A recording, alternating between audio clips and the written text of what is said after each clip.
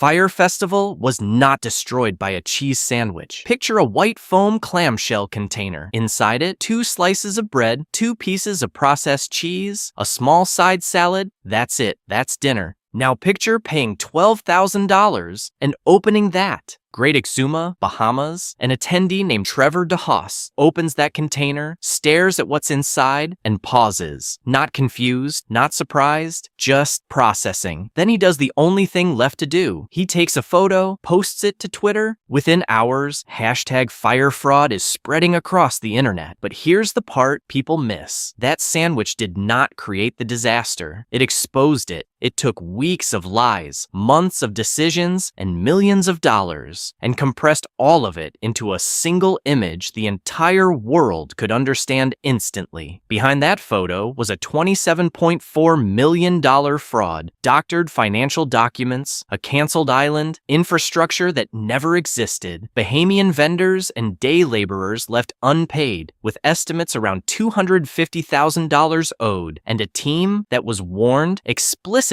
that none of this was possible and kept going anyway, because someone in that room stood up, waved off every expert in the building, and said, "Let's just do it and be legends, man." This is the story of Fyre Festival. To understand how this was even possible, you have to understand the moment it was born into. It's early 2016. Instagram is no longer just an app. It's a status engine, a highlight reel, a place where perception moves faster than reality, and the line between what is real and what looks real has never been thinner. And into that world steps a 24-year-old from New York City, Billy McFarland. He had already dropped out of Bucknell University his freshman year and built Magnesis, an invite-only black card for young professionals chasing status. It promised exclusive access, elite experiences, a shortcut into a life that felt bigger than your own. He raised millions in investor funding for it. The Washington Post reported that the perks Magnesis promised never materialized or were far from what was advertised. Vanity Fair would later call McFarland the poster boy for millennial scamming, but none of that had fully caught up to him yet. In early 2016, McFarland is on a small plane with rapper Ja Rule, someone he met through those same social circles. Mid-flight, something goes wrong. The plane runs out of gas. Emergency landing in the Bahamas. They step out, white sand, clear water, total isolation. And in that moment, standing somewhere that looks like it shouldn't be real, McFarland sees something else entirely. Not a destination, a product. What if you could sell this feeling? Not just a concert, not just a vacation, something bigger. A 3-day experience built entirely around exclusivity, private jets, supermodels, celebrity chefs, luxury accommodations described as modern, eco-friendly, geodesic domes, tickets starting at $500, VIP packages climbing to $12,000, group packages reaching $250,000. The pitch was intoxicating. The execution was non-existent, but that would come later. First, they needed to sell the dream. Billy McFarland is 25 when Fyre Media becomes real. His company, which he claimed was worth $90 million,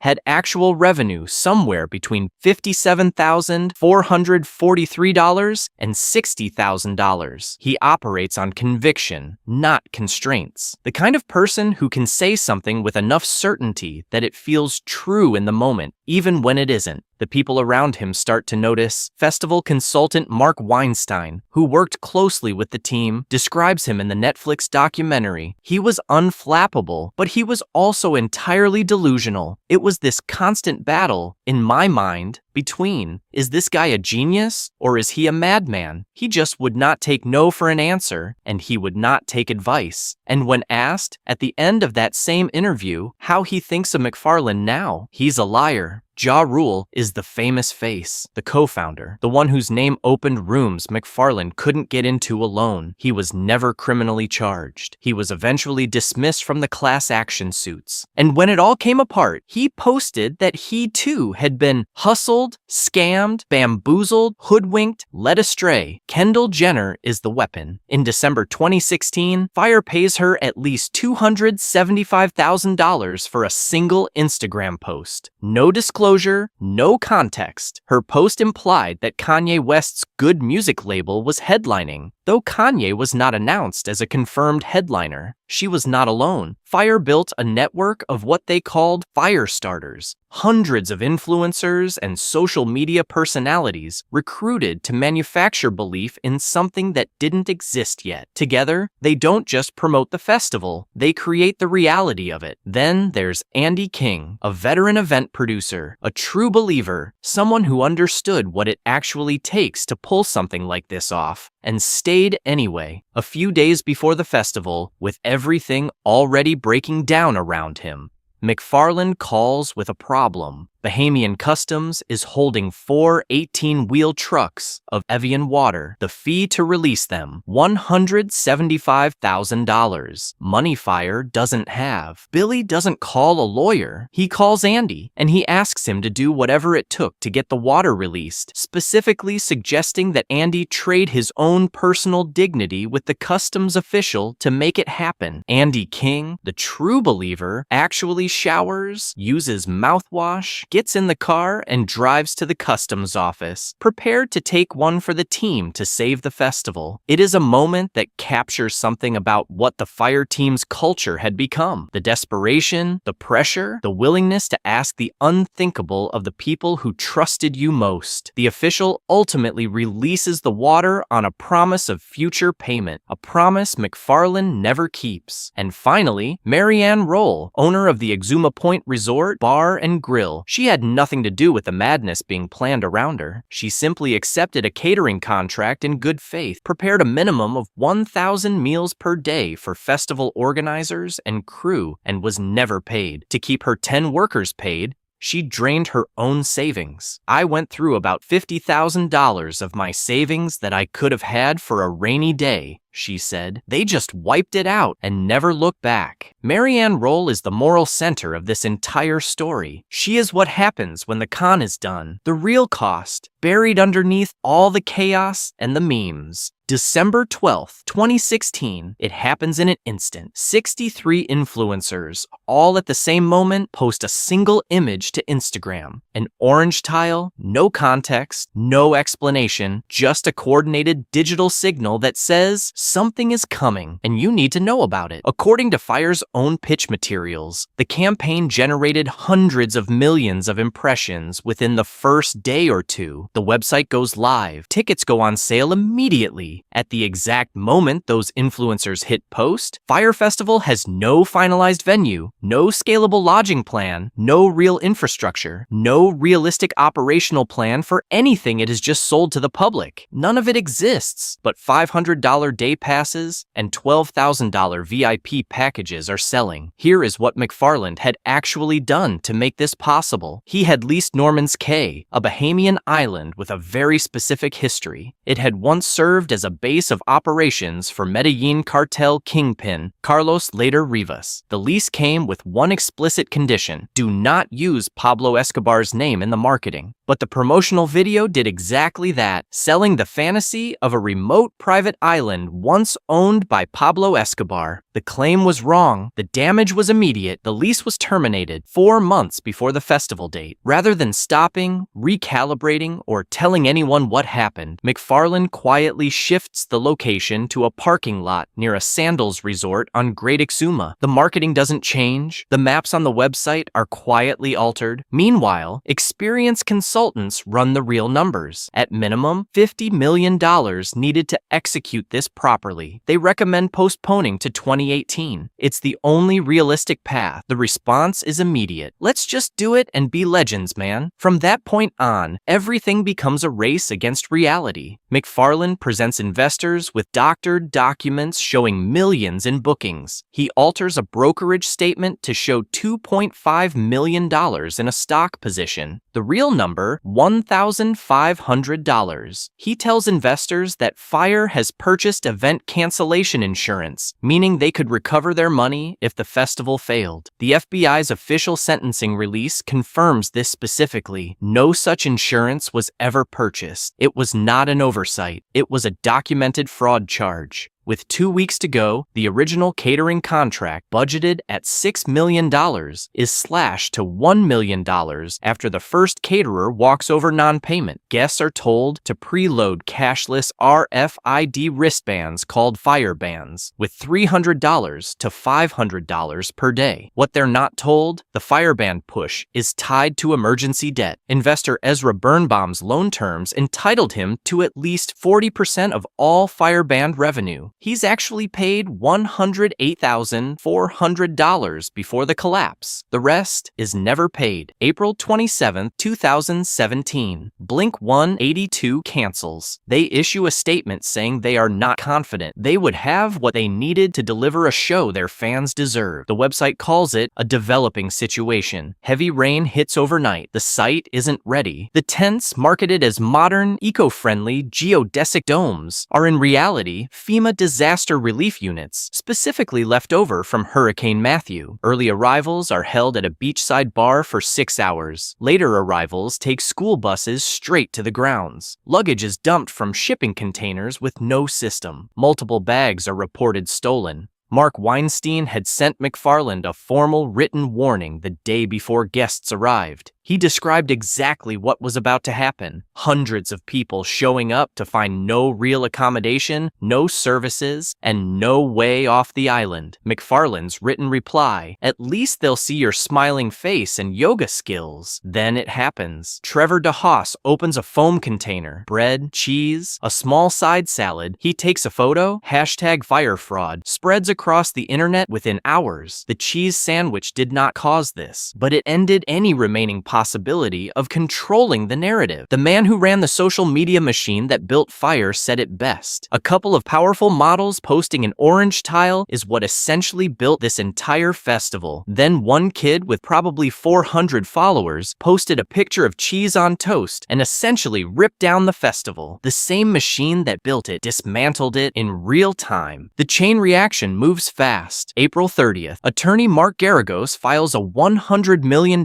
class action lawsuit in California. McFarland and Ja Rule are banned from staging any future events in the Bahamas. June 30th, 2017. McFarland is arrested and charged with wire fraud, released on $300,000 bail. While out on bail, he launches NYC VIP Access, selling fake tickets to the Met Gala, Burning Man, Coachella, and Taylor Swift meet and greets using the Fyre email list. He's caught on hidden camera. The footage ends up in the Netflix documentary July 3rd, 2018. Two North Carolina attendees, Seth Crossnow and Mark Thompson, are awarded a $5 million default judgment after McFarland fails to respond to court proceedings for over a year. They had paid roughly $13,000 for flights, hotels, and luxury VIP packages. It's the first legal victory obtained by any Fyre Festival victim. Before the criminal sentencing, before the SEC settlement, October 11th, 2018, McFarland is sentenced to 6 years in federal prison, followed by 3 years of supervised release, and ordered to forfeit more than $26 million. The SEC had separately established that he defrauded more than 100 investors out of $27.4 million.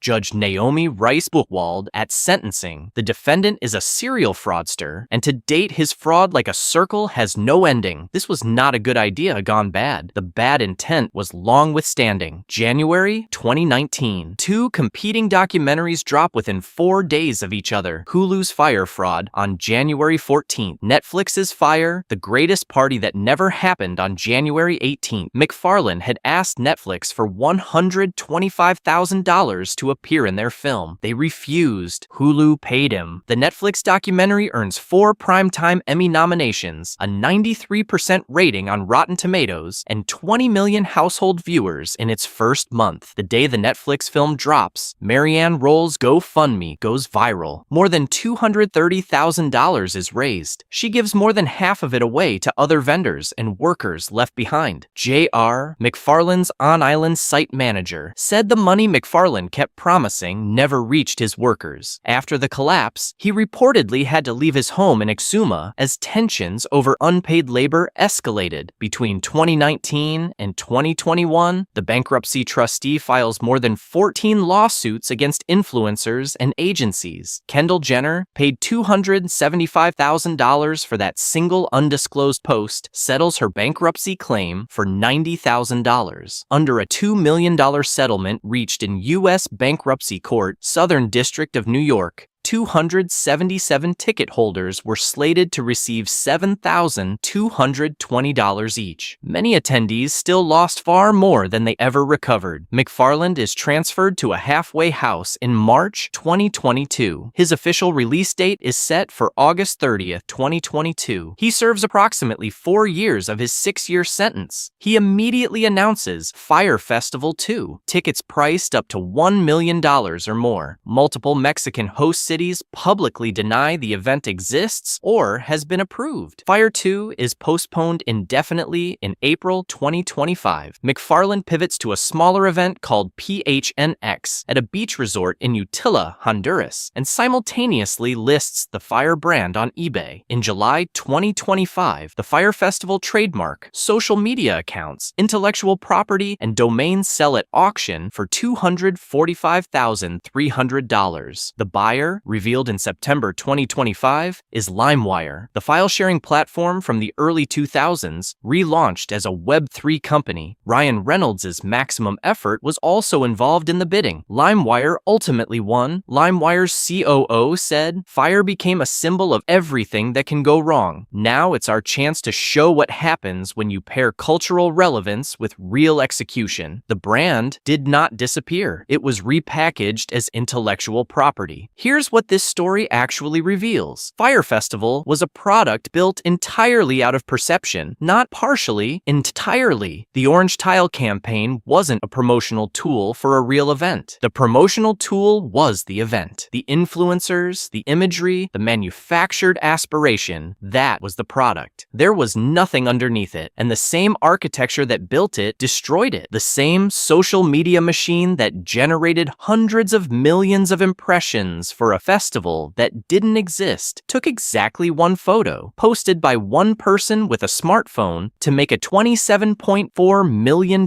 fraud impossible to deny. That symmetry is not accidental. It is the lesson. The second thing this story reveals is who actually pays when ambition outpaces accountability. Not the influencers, who settled for fractions of their fees. Not the investors, who at least had courts and bankruptcy proceedings. Not even the ticket holders, many of whom received only a partial settlement after years of legal proceedings. The people who paid the most were Marianne Roll, who drained $50,000 of her personal savings and had her credit ruined. The Bahamian day laborers owed an estimated $250,000 who got nothing. And JR, who had to leave his own home. They never got a documentary. They were never part of the conversation about influencer marketing reform or event industry accountability. They were the collateral damage that rarely makes the headline. And then there is this, the quote that defines the entire story, attributed to an unnamed marketing executive at an internal planning meeting in March 2017, after consultants told the Fyre team directly that it would cost at least $50 million to execute and urged them to postpone. "Let's just do it and be legends, man." That sentence is the fullest diagnosis of what went wrong. Not incompetence, not bad luck. A deliberate choice to prioritize the story over the substance, the image over the infrastructure, the legend over the reality. The gap between what Fyre promised and what it delivered wasn't a surprise. It was the business model. That's the story of Fyre Festival. A $27.4 million